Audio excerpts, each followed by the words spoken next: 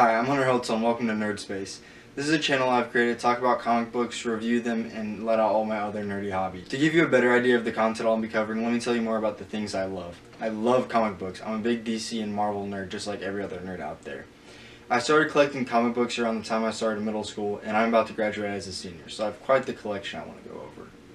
I love anything nerdy. On this channel I'll be reviewing comic books, reviewing superhero movies, Marvel, DC, all that good stuff, and unboxing merch that I buy and clothes and stuff like that. For this first episode, I figured it would be fitting to cover a first edition of a comic book I've recently discovered, Shapeman by Boyd Comics. This comic has brought quite an interesting twist to your typical superhero that I'm really excited to talk about and dive into, so let's start. Our story starts at night in the small town of Northwood. We see a flash of light come crashing into the forest in the backyard of father and daughter duo, Hazel and Mark Henderson. Hazel sees a flash of light and asks her father if she can investigate it. Unfortunately, her father says no. Not until the morning, at least. Later on that night is when we get our first glimpse at our protagonist. From a red gelatinous substance, we see a yellow diamond-eyed blob take form, and it travels across the woods until it comes across a bird. Struck with curiosity, it studies the bird, and we start to notice some physical changes. Miraculously, the red blob takes form of the bird and starts to mimic it in a studious way. A rustling comes out of the nearby bushes and scares off the bird. What is revealed as a bear. Once again, the blob studies the form of the bear, and this time turns into the form of the bear. The bear, being scared by seeing a double of itself, runs off. After that encounter, the blob loses the form of the bear and goes back to its blob shape with the yellow diamond eyes. We then see our blobby friend enjoy a sunrise. Bright and early the next morning, Mark is woken up by a very eager Hazel to go out and explore the woods like her father had promised her that she could. And just like that, Hazel is out the door with a warning of her father to be safe and not go past the property line. After that, Mark sits down and monologues to his assumed late wife, Rosie.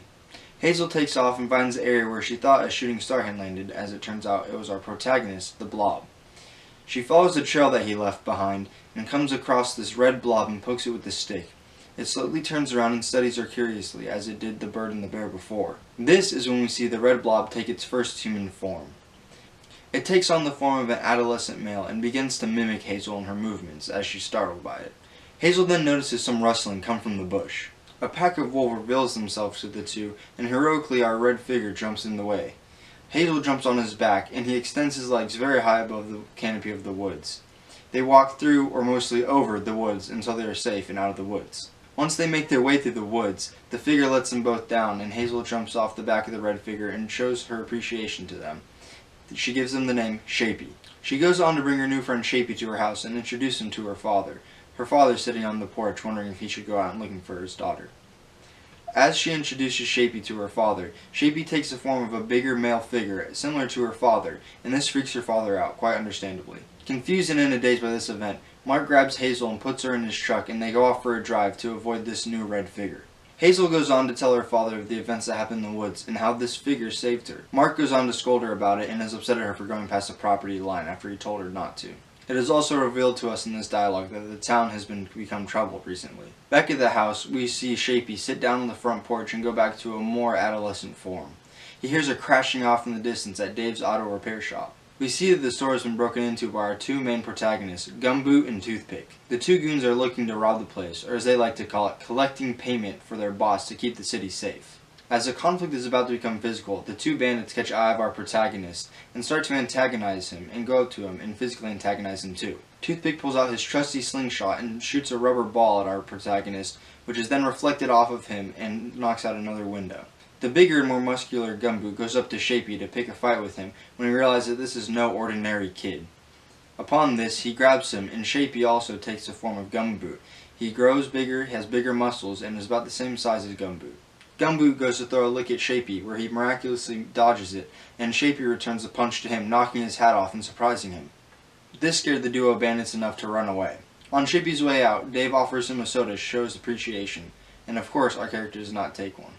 After this, we see Mark and Hazel return back to their house in the truck, and Hazel points out these events to her father to make a point that Shapey really is a good guy after all. Later on, we see Toothpick and Gumboot go off to their boss's secret lair to tell him the news of what has just happened to them. After telling their boss what had happened, he is revealed to be a mustache-having, cowboy hat-wearing character named Red Bandit. This is where our story ends. Now time for my ratings. The four things I'll be rating this comic book over are art, dialogue, plot, and overall self-enjoyment in reading the comic. Art style, I gave it an 8 out of 10. I really enjoyed the old comic book feel and style of the art.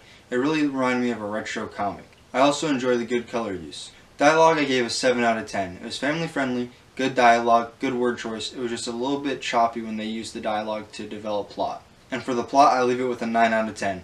Very good first issue. Good introduction to characters, smooth plotline, made sense, and left us off with a good cliffhanger. I genuinely enjoyed reading this comic. It made me feel like I was reading a true retro comic, from the art style to the verbiage, the dialogue, and everything else. Remember not to judge a book by its cover, or covers. This is Hunter Heltzel with Nerd Space. Nerd on and nerd out.